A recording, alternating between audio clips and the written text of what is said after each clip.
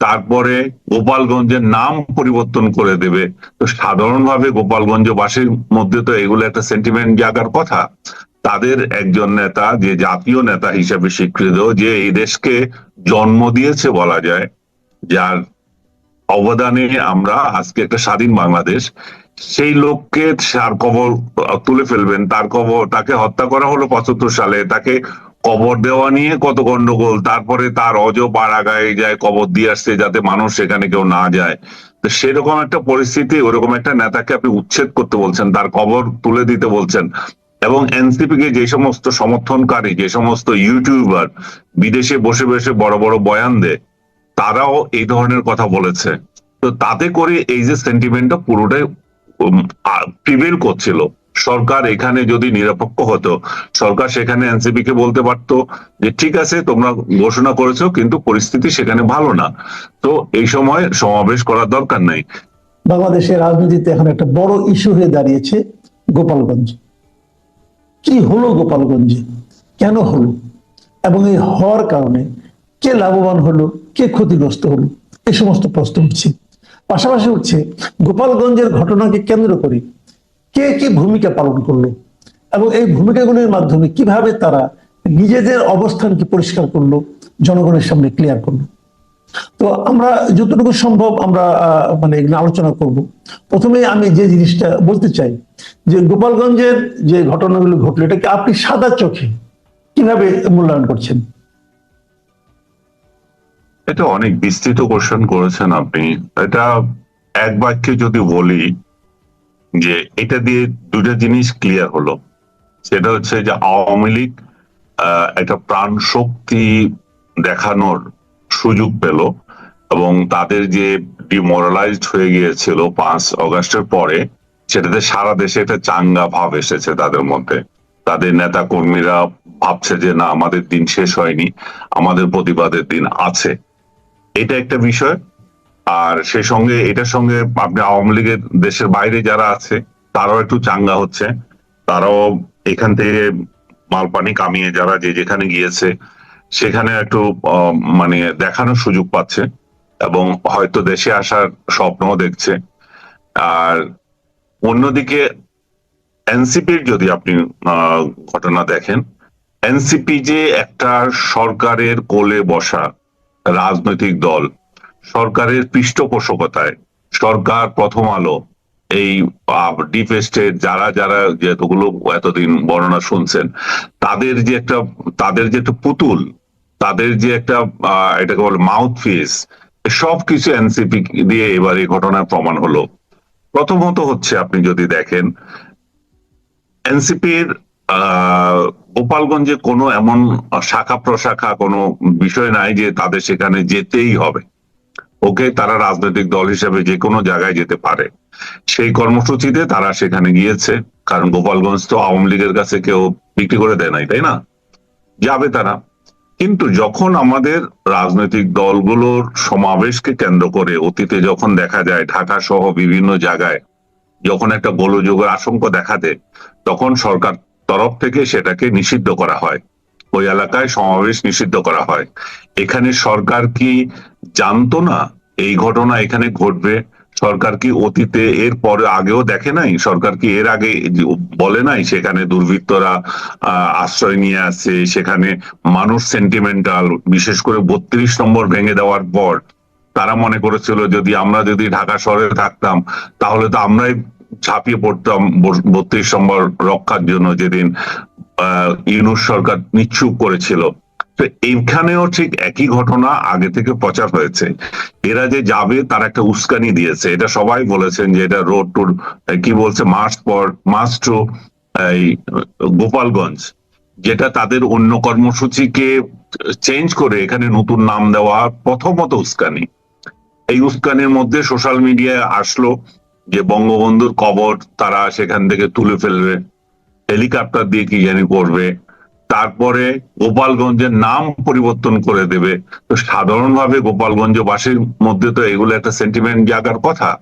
তাদের একজন নেতা, যে জাতীয় নেতা হিসেবে স্বীকৃত, যে এই দেশকে জন্ম দিয়েছে বলা যায়, যার অবদানে আমরা আজকে একটা স্বাধীন বাংলাদেশ, সেই লোককে তার কবর তুলে ফেলবেন, তাকে হত্যা করা হলো 75 সালে, তাকে কবর দেওয়া নিয়ে কত গন্ডগোল, তারপরে তার পাড়াগায় যায় কবর দিয়ে আসছে যাতে মানুষ সেখানে কেউ না যায়। তো সেরকম একটা পরিস্থিতি, ওরকম একটা নেতাকে আপনি উচ্ছেদ করতে বলছেন, তার কবর তুলে দিতে বলছেন। এবং এনসিপি কে যে সমস্ত সমর্থনকারী, যে সমস্ত ইউটিউবার বিদেশে বসে বসে বড় বড় বয়ান দেয়, তারাও এই ধরনের কথা বলেছে। তো তাতে করে এই যে সেন্টিমেন্টটা পুরোটাই প্রিভেল করছিল। সরকার এখানে যদি নিরপেক্ষ হতো, সরকার সেখানে এনসিপি কে বলতে পারতো যে ঠিক আছে তোমরা ঘোষণা করেছো কিন্তু পরিস্থিতি সেখানে ভালো না, তো এই সময় সমাবেশ করার দরকার নেই, যেটা তারা সবার ক্ষেত্রে করে। যেটা অমুক দল তমুক দল, আমরা দেখেছি এটা সমগ্র বাংলাদেশে তারা 144 দ্বারা বা কিছু একটা করে সমাবেশ নিষিদ্ধ করে, সমাবেশ এখানে নিষিদ্ধ করেনি। দ্বিতীয়ত, তাদেরকে রেস্কিউ করার জন্য, তাদেরকে প্রটেক্ট করার জন্য পুলিশের পর পুলিশ পাঠিয়েছে সেখানে। তাদেরকে প্রটেক্ট করার জন্য সেনাবাহিনী গিয়েছে কিনা আমি সেটা বলতে পারবো না। সেনাবাহিনীর একটা প্রশংসা আমি করতেই হবে, সেটা হচ্ছে তারা বঙ্গবন্ধুর মাজার বা কবরকে কেন্দ্র করে পাহারা সেদিন খুব জোরদার করেছিল, যাতে এই ধরনের কোনো ইনসিডেন্ট না হয়। 32 নম্বরে যে কলঙ্কিত অধ্যায় রচিত হয়েছিল, আরেকটা কলঙ্কিত অধ্যায় যাতে বাংলাদেশের ইতিহাসে না হয় সেটা।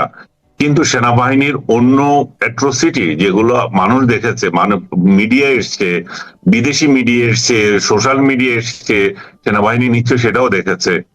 এবং সেখানে যে তারা যেভাবে ফাঁকা আওয়াজের নামে গুলি করছে, সেটা সেই চিত্রগুলো বা লাশের উপর পা দিচ্ছে, এই দৃশ্যগুলো কিন্তু সেনাবাহিনীর যে একটা গুড ইমেজ আমরা অগাস্টে এবং জুলাইতে পেয়েছিলাম, সেটার সম্পূর্ণ বিপরীত হয়ে যাচ্ছে। জুলাই আগস্টে এই যে ছাত্রদের যে আন্দোলন, এই যে তাদের যে এক দফার দাবি এবং এক স্বৈরতান্ত্রিক সরকারকে দীর্ঘদিন ধরে যারা রাষ্ট্র ক্ষমতায় আছে তাদেরকে ফেলে দেওয়ার জন্য যে আন্দোলন, সেই আন্দোলনে সেনাবাহিনীকে মানুষ ফুলের তোড়া দিয়ে অভিনন্দন জানিয়েছে। কারণ সেনাবাহিনী তখন ছাত্রদের বুকে গুলি চালাতে দ্বিধা করেছে এবং তার প্রেক্ষিতে শেখ হাসিনাকেও দেশ থেকে চলে যেতে হলো। তো সেনাবাহিনী এমন একটা ইমেজের পরে আজকে সেনাবাহিনীর ইমেজকে একটা দলকে রক্ষাকারী ইমেজ বানিয়ে দেওয়া হয়েছে। এই সরকার তাদেরকে এই কাজে এখানে নিয়োজিত করে যে বলে এই তাদেরকে এনসিপির পাহারাদার বানিয়ে দিয়েছে। এটা সেনাবাহিনীর ঊর্ধ্বতন কর্মকর্তারা কিভাবে আমার বক্তব্য নেবেন জানি না, আপনারা নিজেরা পর্যালোচনা করে দেখেন, সোশ্যাল মিডিয়া দেখেন, ইভেন আপনারা যেই প্রেস রিলিজ দিচ্ছেন সেখানে মানুষের কমেন্ট দেখেন, তাতেও বুঝতে পারবেন যে আপনাদের প্রতি মানুষের কি ধারণা ছিল আর এই গোপালগঞ্জ দিয়ে কি ধারণা হয়ে গেল। তো গোপালগঞ্জ দিয়ে সেনাবাহিনীর ইমেজে আমি মনে করি যে সরকার একটা কলঙ্কের দাগ দিয়েছে। পুলিশের তো দাগ দিয়েছেই, পুলিশের আরেকটা ইমেজ বের হয়ে আসছিল। মানুষ যখন ভেবেছে পুলিশ হচ্ছে সরকারের দাস, তারা সরকার যে নির্দেশ দেবে সেটা পালন করবে, এটাই ছিল কথা। তো সেই নির্দেশ পালন করতে গিয়ে তারা জুলাইতে অগাস্টে যে মারা গেল, তাদেরকে যে সরকার তাদের এই মৃত্যুর কোনো বিচার হবে না ইনডেমনিটি দিয়ে রাখলো, এটাতে আমরা অনেকেই সমালোচনা করছি যে কোনো হত্যাকে কিভাবে ইনডেমনিটি দিয়ে রাখা হয়। কিন্তু এই গোপালগঞ্জে গিয়ে পুলিশ প্রমাণ করলো যে আসলে পুলিশের চরিত্রে কোনো পরিবর্তন হয়নি এবং সেই জুলাই আগস্টে যে চরিত্রে ছিল এখনো সেই চরিত্রের আছে। যেই লোকগুলোকে হত্যা করলো তারা, আমি জানি না তাদের মধ্যে কয়জন সশস্ত্র ছিল। আমার কাছে কালকে রাতেও কান্নাকাটি করে একটা পরিবার থেকে বলল যে ছেলেটা একটা সোহেল নামে একটা ছেলে, যে মোবাইলের দোকানদার, সে দোকান খুলতে গিয়েছে, পকেটে তার চাবি খুলতেছে, ওই সময় তাকে ধরে মেরেছে, গুলি করে মেরেছে। তো এটা যদি সত্য হয়ে থাকে, আরেকটা ছেলে ইমন বা এরকম তার ফ্যামিলি থেকেও এই ধরনের অভিযোগ। এই যে আরেকটা ছেলেকে পুলিশ গ্রেপ্তার করেছে আমরা দেখলাম, তাদের হাতেই আছে, ওই ছেলেটা পরবর্তীতে মৃত বলে প্রচারিত হলো। তো তাহলে পুলিশের হাতে যখন একটা মৃত হয়ে যায় গ্রেপ্তারের পরে, তাহলে যে আবু সাইদ যে মারা গেল, আবু সাইদকে যে নিরস্ত্র একটা ছেলে 2 হাত তুলে রেখেছে, তাকে যে পুলিশ গুলি করছে, আমরা যে ক্ষিপ্ত হলাম শেখ হাসিনা সরকারের বিরুদ্ধে, তাহলে একই চরিত্রে তো পুলিশ রয়ে গেল। পুলিশ তো এখানেও মরণাস্ত্র বা ইউজ করলো, যে একটা নিরীহ ছেলের প্রতি। নিরীহ আমি এই জন্য বলবো, আমার কাছে অস্ত্র নয়, আমি তো তখন নিরীহ, আমি তোমার কাস্টডিতে আছি। আমাকে তোমার এখন দায়িত্ব কি? আমাকে জেলে দেওয়া, আমার বিচার হওয়া, আমি কি অপরাধ করেছি, আমাকে হত্যা করা তো দায়িত্ব দেওয়া হয় নাই। তার মানে শেখ হাসিনার আমলে যেগুলো আমরা দেখেছি, ডক্টর ইউনূসের আমলে কোনো পরিবর্তন নাই। তাহলে কিসের সংস্কার, কিসের সরকার পরিবর্তন? মানুষ কি দেখছে? মানুষ দেখছে একই চরিত্র, একই খাওয়া খাওয়ি, একই চাঁদাবাজি। রাজনৈতিক দলগুলোর দিকে আপনি তাকান, যে আমরা কি করেছি? আমরা চেয়েছিলাম যে বিএনপি আওয়ামী লীগ যেভাবে চাঁদাবাজি করত, যেভাবে রাহাজানি করত, যেভাবে অন্যের উপর খবরদারি করত, হেলমেট বাহিনী, সে একই স্টাইল এখনো চলছে। এই যে রাজনৈতিক সংস্কৃতি যেখান থেকে আমরা রক্ষা পাওয়ার কথা, চাঁদাবাজি, এই এনসিপির লোকদের প্রতি তো একই অভিযোগ। তারা তো আচ্ছা, একই পথে হাঁটছে, তাদের 1 কোটি টাকার গাড়ি চালায়, তারা লাখ টাকার পাঞ্জাবি তাদের বাসায়। এগুলো কোথা থেকে আসে? আচ্ছা, একটা কথা, মানে আপনি এই যে পুলিশ, সেনাবাহিনী, সরকার অনেকের কথাই বললেন, এই ঘটনাকে কেন্দ্র করে গত 2 দিন 3 দিনই আপনি মিডিয়ার কি ভূমিকা দেখলেন? মিডিয়ার ভূমিকা মিডিয়ার তো মিডিয়ার ভূমিকা তো ন্যাক্কারজনক, খুবই ন্যাক্কারজনক। আমি তো প্রথম আলোর কথা বললাম, প্রথম আলো আমার এখানে আছে কিনা দেখতে হবে, যে বললো যে এনসিপির ইয়েতে হামলা, 4 জন নিহত। মা বাপ, মানে এটাতে প্রাথমিক মেসেজ কি যায়? এনসিপি কে হামলা করছে এবং 4 জন নিহত, তো হামলা যারা করছে তারাই তো মারে, কিন্তু তারা তো মারে নাই। হ্যাঁ, তাহলে এই যে প্রথম আলোর মতো পত্রিকা, আমি বাংলাদেশের যে কটা পত্রিকা আছে তার মধ্যে এখনো আমরা সবাই এটাকে গুরুত্বপূর্ণ মনে করি, জি, তাদের ভূমিকা কি ন্যাক্কারজনক। এবং এই ভূমিকা তারা গত 16ই জুলাইতে যে হত্যাকাণ্ড ঘটেছিল সেই দিনের কি চিত্র ছিল? একটা একটা সাইড স্টোরি নাই, যেটাকে আমরা বলি মানবিক স্টোরি। এই ছেলেটা যারা মারা গেল, এরা কি গরু ছাগল? এরা কে, কোথা থেকে আসলো, এদের পরিচয় কি?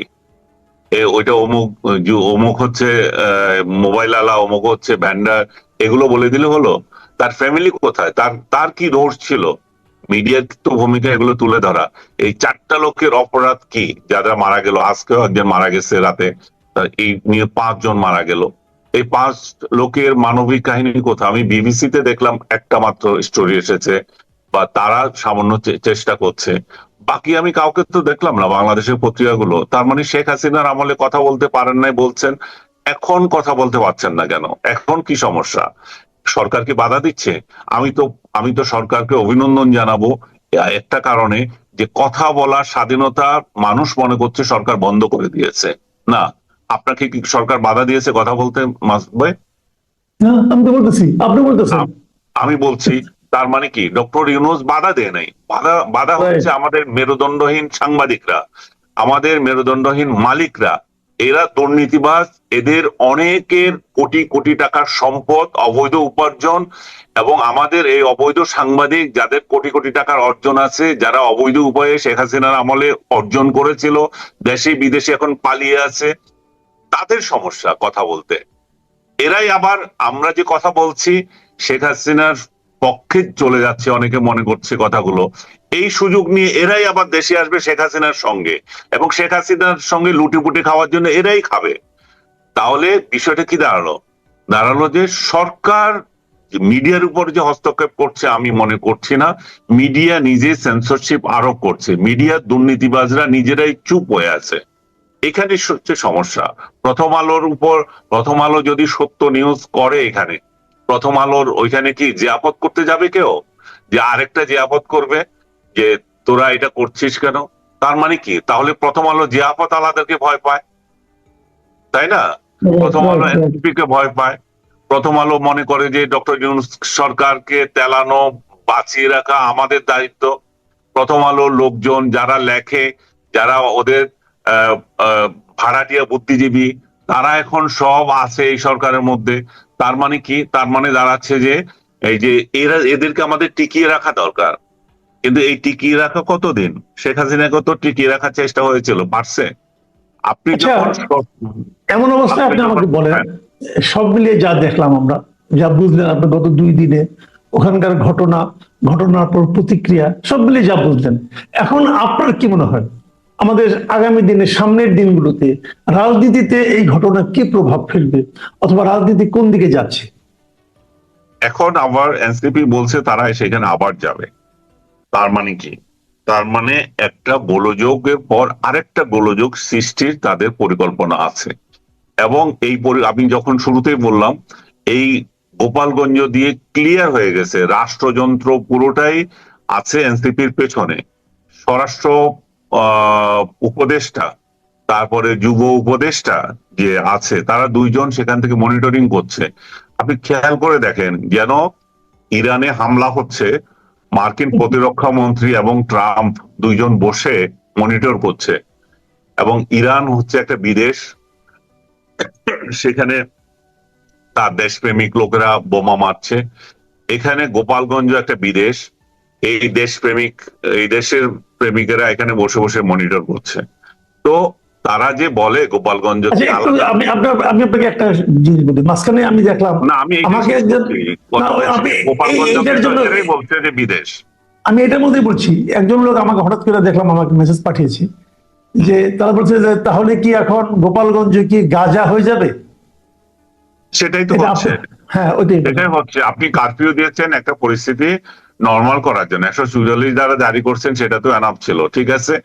4 জন বেরোতে পারবে না, আচ্ছা প্রথমে বললেন যে 4 জন বেরোতে পারবে না, পরে বললেন যে একজনও বেরোতে পারবে না, ঠিক আছে। তো ঘরে ঘরে বসে থাকলেন, ঘরে ঘরে যখন আমি বসে আছি, এখন কি আপনার দায়িত্ব ঘরে ঘরে গিয়ে তল্লাশি করে আমাকে বের করা, আমি আওয়ামী লীগ করি কিনা? আওয়ামী লীগ করা কি এদেশে নিষিদ্ধ হয়ে গেছে? আওয়ামী লীগ দল নিষিদ্ধ হয়েছে, আওয়ামী লীগ বিশ্বাস কি নিষিদ্ধ হয়ে গেছে?